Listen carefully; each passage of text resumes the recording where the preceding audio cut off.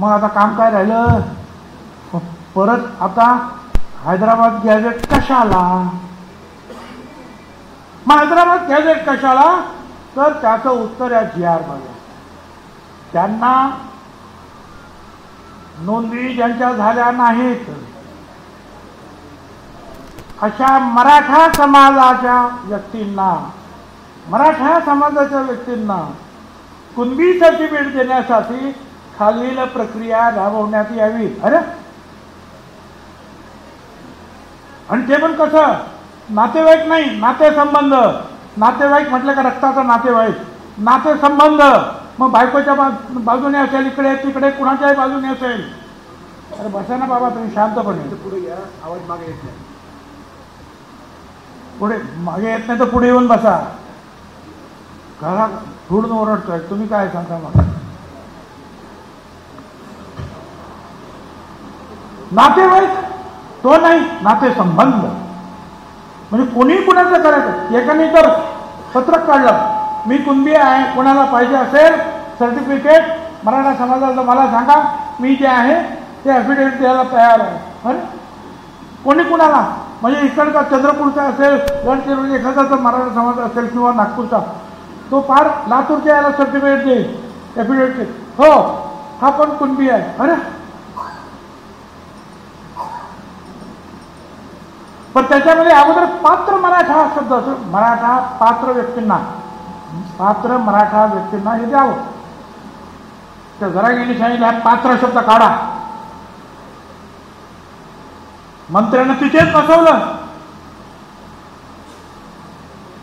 1 तासामध्ये GR बदलून आणला आणि तो पहिल्या याच्यामध्ये जो पात्र शब्द होता तो काढून टाकला आणि दुसऱ्या याच्यामध्ये तो म्हणजे कोणी येता या अपात्र आले तरी चालतील असा त्याचा अर्थ झाला. काय करायचं?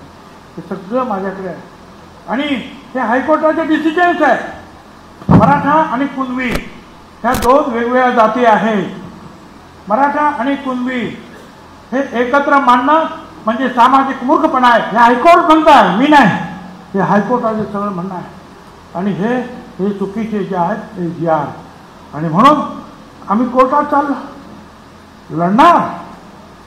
आणि एवढंच नाही, आता तर आम्ही एवढं दाखवलं त्यांना की हे बघा, एक खोटी सर्टिफिकेट मी त्या दिवशी मांडलं, म्हणजे खोडलेले आहेत मोठ्या बोगस सर्टिफिकेट.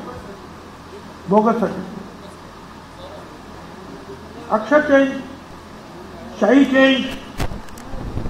एका ठिकाणी काय लिहिलंय? मराठी कुणबी. आणखीन एक जात आली, मराठी कुणबी. मराठा असे किती आहेत?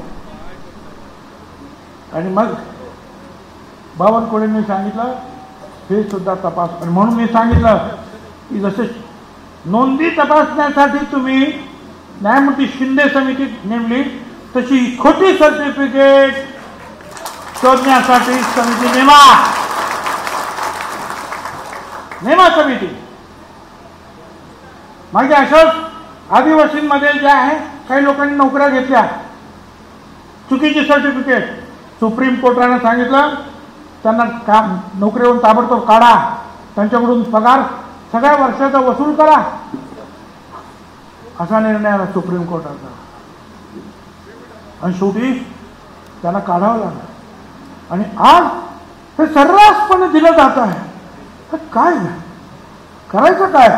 आणि मग आम्ही त्यांना सांगितलं की हा जो तुम्ही GR दिला घाई ना, हा मंत्रिमंडळासमोर ठेवला नाही, आम्हाला तो माहीत नाही.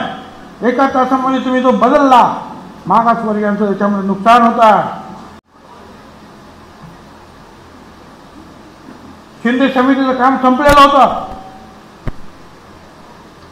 2,39,000 प्रमाणपत्र त्यांनी दिली. त्यांचं आता काय काम आहे? तुम्हाला SCBC मध्ये तुम्हाला 10% आरक्षण दिलेलं आहे, पाहिजे की नाही ते सांगा. आम्ही त्यांना विचारतो. अर्जदाराने कुठलंही शपथपत्र, एक शपथपत्र दिलं 13 ऑक्टोबर पूर्वी मी राहत होतो. 13 ऑक्टोबर 67 पूर्वी झालं त्याचं काम.